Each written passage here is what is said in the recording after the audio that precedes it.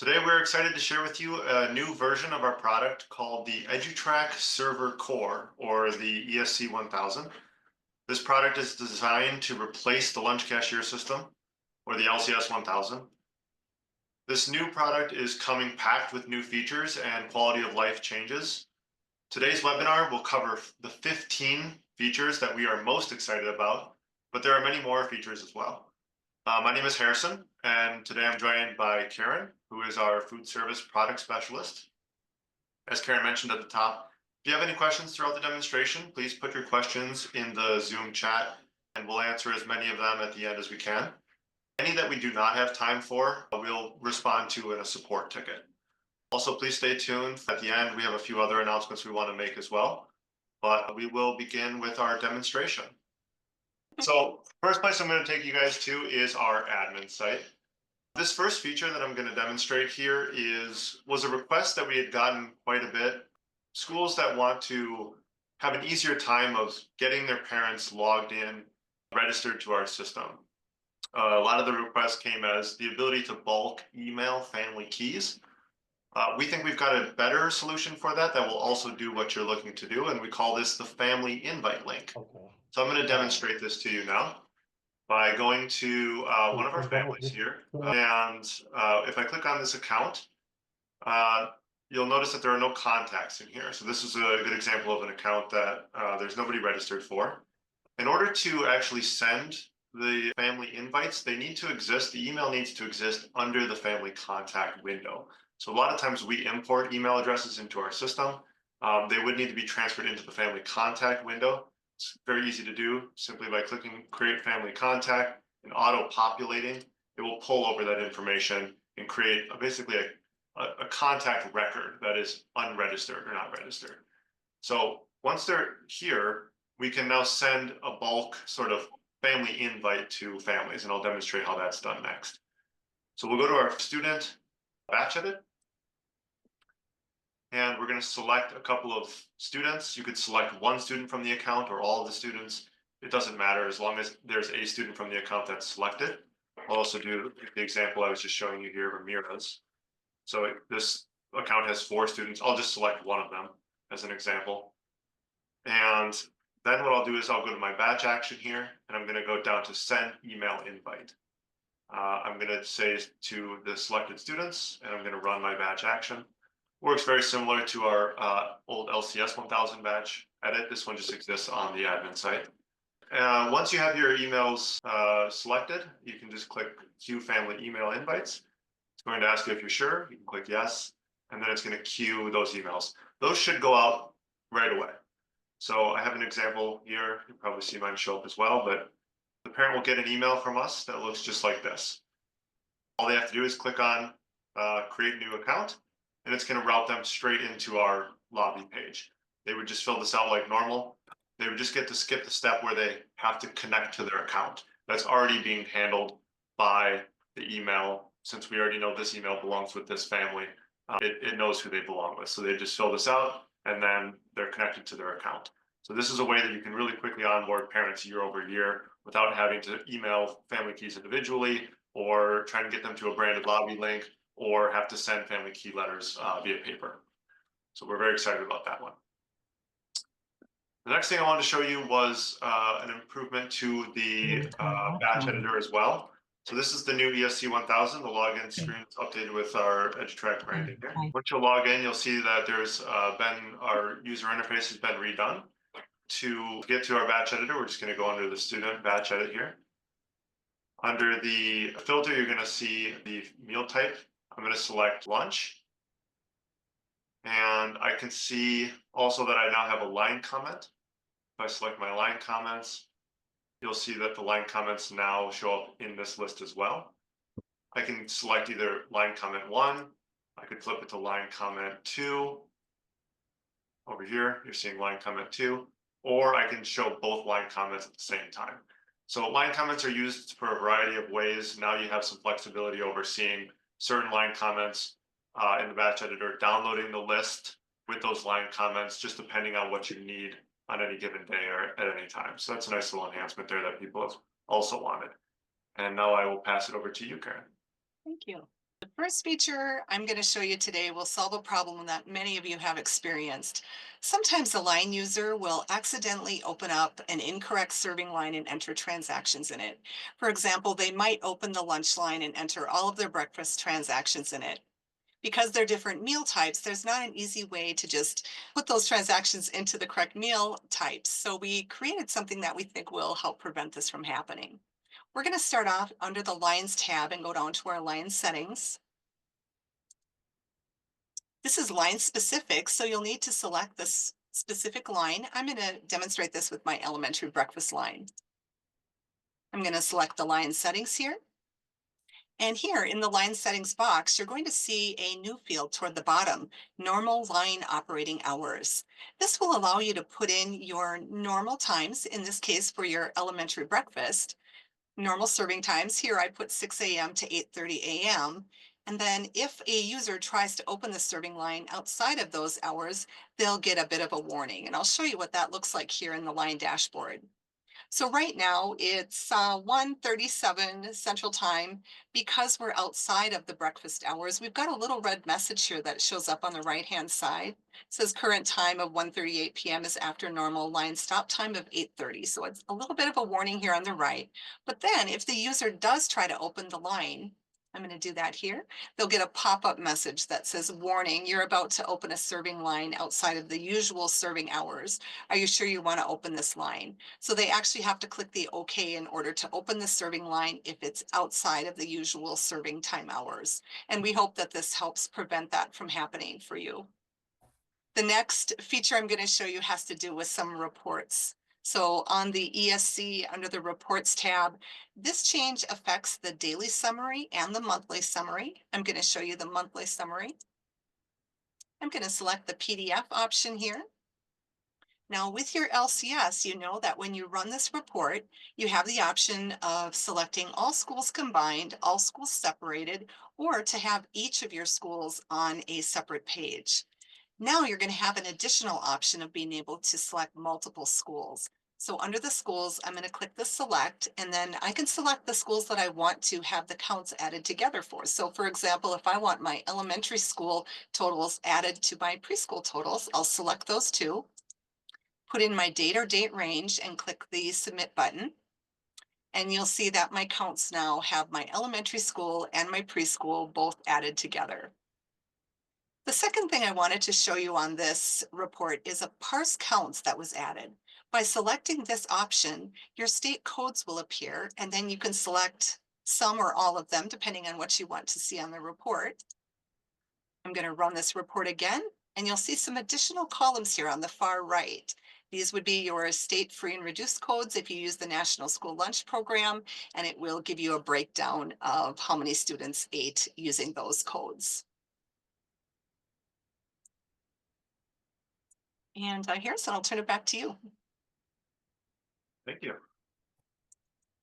All right, the next feature I would like to share is what we're calling our cash till counter. So many of our schools take cash in their lunch lines.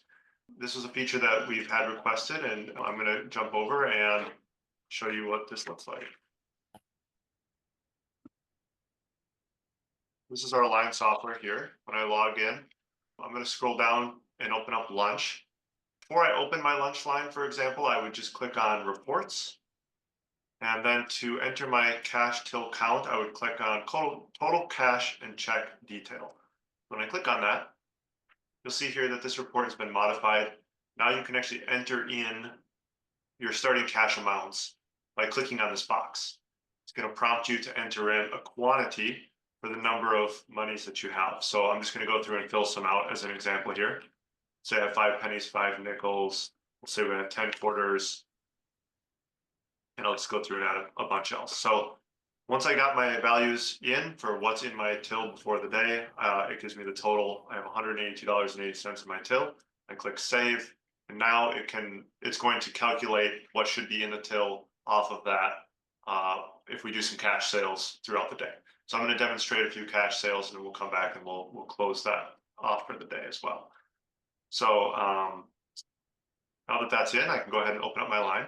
Again, I'm getting that warning because I'm outside the normal serving hours. So there's that demonstrated again.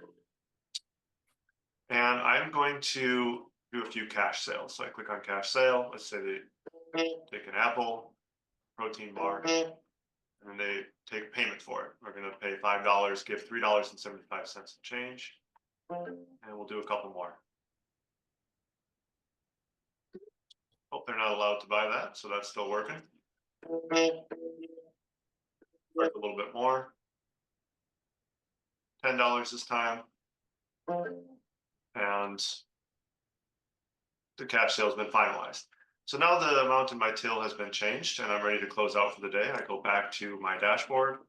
I go down to my high school lunch and I can see that there's been some sales and I count up my till and report back what I have.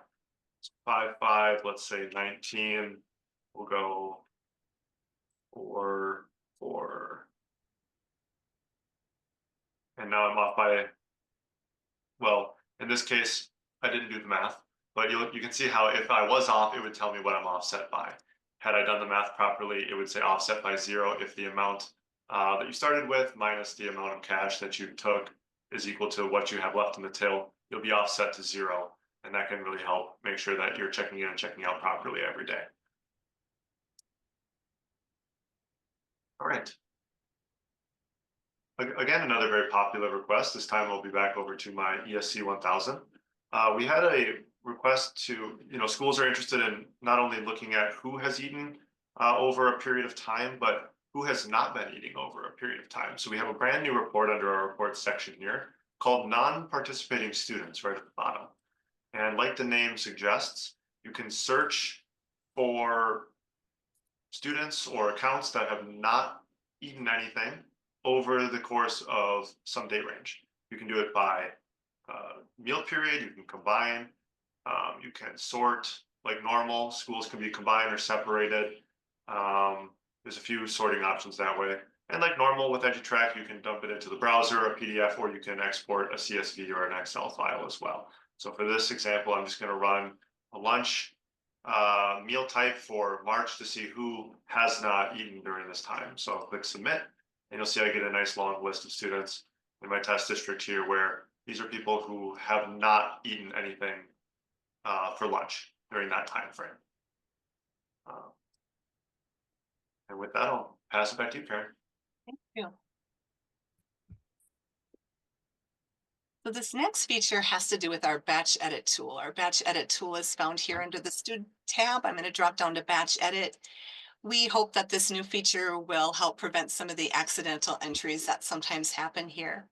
One of the most common actions that you do in the batch edit is adding items that got missed in the serving line. It's the top function here at the top of the list. Add item, you would select your students, of course, and then enter the item and the meal type. And then comes the date range, and this is where the accidents sometimes happen. In the past, you were able to add transactions really for any date in any year. Sometimes by toggling through the calendar, it was easy to get a different year in there. Now you're going to be limited to the current school year, so there won't be a chance of you adding transactions outside of the current school year. The next feature is a fun one for both you and your students. If it's your student's birthday, they will get a birthday greeting when they go through the serving line. This feature is going to be found under the Lines tab. I'm going to drop down to our line settings. This feature is line specific, so you get to choose if you want it to appear on all of your lines or just some of them.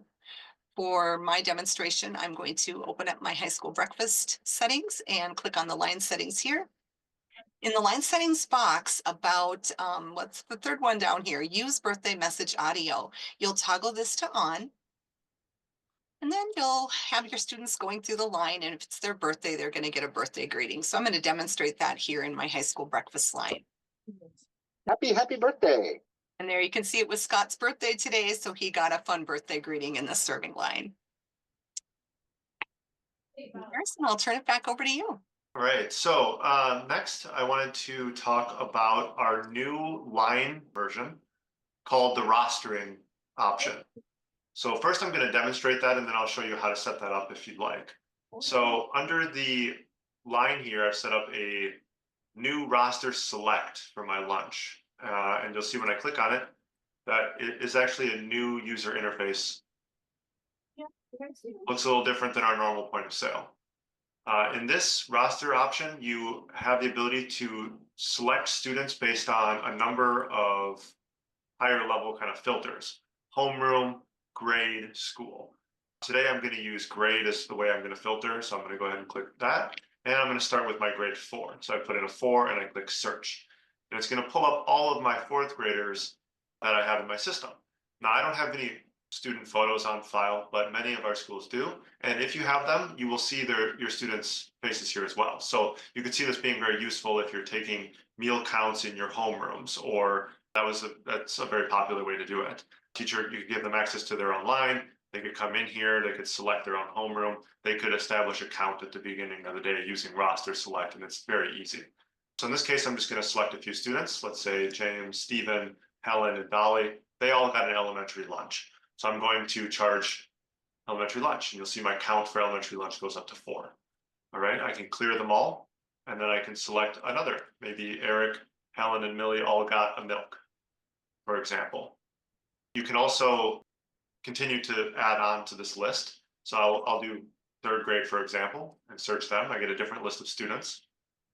I can select these 3 and maybe charge them all an apple. All right, my total for the day is $15.75. That's what I've charged. Maybe I made a mistake and Lexi didn't actually take an apple. To solve that, I just come up to my transaction list in the upper right.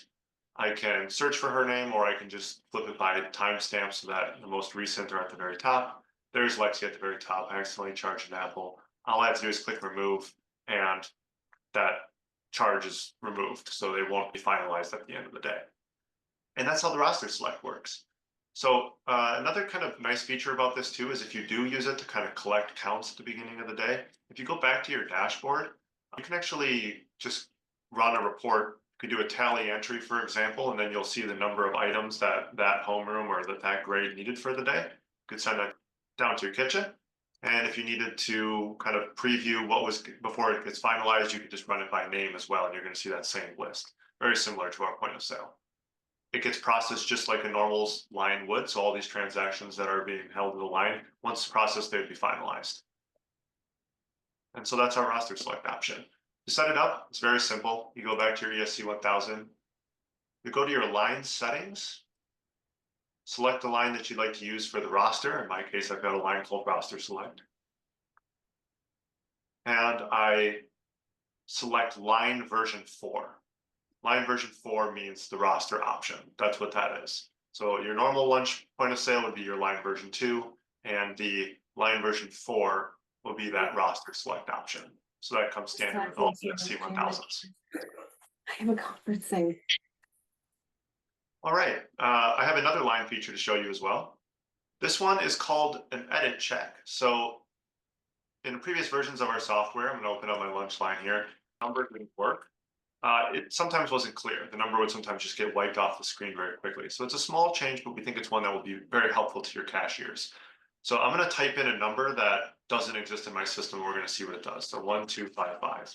And you'll see it tells you right there, this is an invalid lunch ID. So there's no more guessing games, really. The edit checks are going to tell you, hey, it's not that the person did something wrong. It's just that this ID doesn't exist. So this should help your cashiers understand what exactly went wrong when the student entered in a number or tried to scan something. That's our new feature called the edit checks. And I'll hand it back to you, Karen. Thank you. So our next feature has to do with our low balance notifications. Many of you know that EduTrack offers 3 different types of low balance notifications.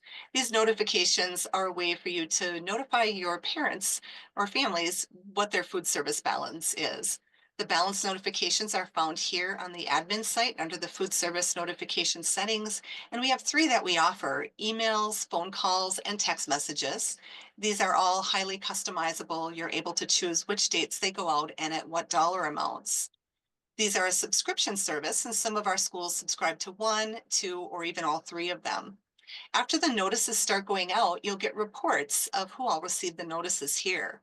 Now we also have a way to tell you who unsubscribed from those notices. Yeah. Clicking on the email blast blacklist and searching for emails here show you everyone who's unsubscribed. So I think you'll find that happy and handy.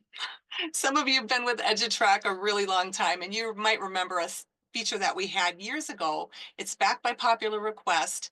It's a way for you to print menu item barcodes. This is done under the item tab. We're going to drop down to menu items. This is a list of all of the items that I sell at my school. Under the batch action, I'm going to select print barcodes. Then I have the option to select certain items and just print barcodes for those, or do it for the entire list. In my example, I'm going to select the entire list. I'll run the batch action. It gives me an option to show either item ID, which includes the description, or the UPC. I'm going to choose the description and generate these barcodes. And here you'll see barcodes with the item names on them, along with a barcode that you can scan in the serving line. I know some of you scan your menu items in the serving line, so this will help you create those UPCs for them. And Harrison, I'll turn that over to you again. All right, I'm answering a few questions here. If your question hasn't been answered, just stay tuned. We'll try and get to it. All right, so the next feature I wanted to show you, very simple feature, but one we think is going to be useful.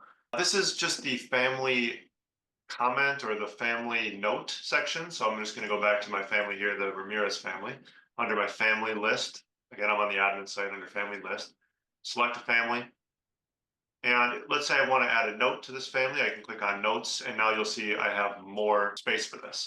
So add as many of these as you want. So now you have the ability to have 4 notes, and you can keep track of them. Very simple one, but people wanted more notes, so we were able to add that pretty quickly. All right, this next one I think everyone's really going to like. Under our free and reduced, we used to have our master data section.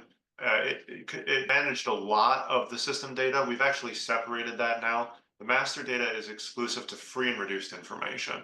The rest of the system settings have been moved to the admin page here called system configuration. So under there, you're going to see things that don't have anything to do with free and reduced, and they're now in their own section. So you have start of school, last day of school, system-wide disqualification dates, beginning dates, end dates, things like that. And in this section is the auto refill. Auto refills are a feature that we offer schools who use our payment systems. If you're using our payment systems, they're very handy. Parents can go online. They can choose to set up a payment method and say, hey, if my balance falls below this number, please refill my account with this amount. So maybe they have 3 or 4 kids. They don't want it to fall below $20. When it does, they were going to put a $50 payment in, and this will just happen every time. And we call this our auto refill system. So for convenience, for quality of life, we've now allowed our administrators to turn this on and off. Maybe there's some reason you need to turn it off throughout the year. You can now do that very simply by just coming in here and disabling the auto refill. But most commonly, we see it at the end of the school. People don't want their auto refills running during the summer. So now what you can do at the end of the last day of school maybe is just come in, uncheck the box, and hit save. And bonus feature here, if you want it to continue at, let's say, the beginning of school next year, you can set that date. Maybe school starts on Tuesday, the 2nd of September, and we want it to start about a week ahead of time. We can notify our parents, hey, auto refills will be starting at this date. You just select the date, you save it, and then this will automatically check itself basically back and re-enable itself at midnight of the date that's listed here. So there you go. That's the auto refill on and off or pause feature. And I'll hand it back to you, Karen. Thanks, Harrison. That is a really great feature. I know a lot of customers are going to really appreciate that one. We love hearing from our customers. So if you ever have a suggestion for a way to make our software better, please let us know. All of the features that we are adding to the ESC all came about as suggestions from our customers. So keep those things coming to us. The next thing I'm going to show you here today is under the user management user list. This is a list of all of the users at your school who have access to your ESC. We now have a way to limit what certain users see. The example I'm going to use here is Tina. I'm going to click on her user ID. And it's this limited user checkbox here. If this box is checked, the user will be quite limited to what they can see in the ESC. They'll be able to access the serving lines, and they will be able to do the serving line processing. They will also be able to view the food service reports. They won't, however, have access to the data bridge information, the batch edit, or any of the system settings. So that one came about as a lot of requests from you customers, so we're happy to introduce that new feature to you. The next feature is also one that came about as a suggestion from our customers. It's under the serving line processing. So if we go here to my serving line processing page, you're going to see that I have lines from yesterday. I've got some breakfast lines from yesterday, and then I've also got breakfast lines from today as well as lunch. With the LCS, you need to force close each of these individually by clicking the force close button. Now you'll have the option to close all of them by meal type at one time. To do this, at the top, just select your meal type. For this example, I'm going to select the breakfast line. And then I just click force close all lines by meal type, and it closed all my breakfast lines. Now all I have to do is click the process all close lines, and all of my lines are processed. For those of you in North Dakota and New Jersey, I'm just going to throw out a real quick blurb here. The new ESC does have capability of handling your state's new third tier for free and reduced application processing. So if you're interested in that, please reach out to our team with the support ticket. And I'll send it back to you, Harrison. Okay, thank you, Karen. A few quick housekeeping items before we conclude. We are releasing the ESC 1000 to beta on April 1st. The full release will begin on May 1st. Okay, we are asking that all who are interested in the ESC 1000 to please submit a ticket to support, or you can reach out to our sales team directly. There were links on the webinar invite that we sent out to everyone prior to the meeting. Alternatively, if you can get to your ticketing system, that works great as well. Send us an email, whatever works. Secondly, we are looking for schools who are interested in being a part of our beta program. The program has a number of perks, such as discount pricing, priority support, early access to new features, and a dedicated phone line. But there are a limited number of beta program seats available. So if you are interested in this, please reach out to our sales team or our support team so that we can set up a meeting to discuss this further. Lastly, before we go and get to some questions, we will be posting a recording of this webinar to our knowledge base. So if there's someone that you know that you want to have see this, you can find it on our knowledge base in the next few days. I'd like to thank everyone for coming to our Q1 webinar about the ESC 1000, and that we look forward to seeing you next quarter, where we have even more exciting news and updates to share with you all. And I'm going to just take a couple minutes here to go through a few questions I think were really good. And if we were not able to answer your question, we'll just reach out to you in a support ticket to make sure that that's answered. Someone asked if the versions of the hardware and software running behind everything have been updated, and they have. The ESC 1000 is running all the latest versions of Linux, Apache, MySQL, and PHP. I had another question about the edit checks, saying, will they also tell you if, let's say, the line permission is disabled? It will, but it will also say invalid lunch ID. We're looking at enhancing that right before the, in the next few weeks here, before the full release, to be a little bit more specific. But the idea would be that these edit checks can give you some specific information about why that ID didn't work. Someone asked if this is going to be a direct replacement for the LCS 1000. I mentioned that at the top. It will be a direct replacement. We should also have a VM available, but the VM specifically will not be available as part of the beta. Those will be something that we look at in May. Also, I should mention that the full release is going to happen in waves. We're not doing everybody all at one time. So that's why we're asking you to reach out so that we can get your upgrades scheduled. We can't upgrade all of our accounts at one time. We're going to be doing them in waves. So depending on your needs and your size, we will make sure that it gets scheduled in accordance with what you need as well. The summer obviously is a great time to be doing these upgrades. So that's why we're starting this in May, getting some of those early adopters in, and then we'll continue upgrading throughout the summer. Last question here for us today. The account creation invitation email does it expire? I think it does, but it's quite a while. Do you happen to know, Aaron? I might have to look into this and reach back out to you. If it expires, it's a long time, and it may not expire. I know that once the family uses it, the token is then returned, so it can't be used twice. So I think that is how we're handling the bulk of them. I don't think they expire other than that. But I'll look into that and send that out as well. And I'll make sure that's included in the knowledge base that we write about it as well, so everyone else has access to that. I have a few more questions as well. Let's see. Apple Pay credit card for any meals. We are looking at adding touchless, but that is not part of this particular release, but stay tuned. That's a feature that we have coming. Let's see. LCS, or now the ESC and the admin side, are still considered separate. Yeah, those are going to continue to sync. Yeah.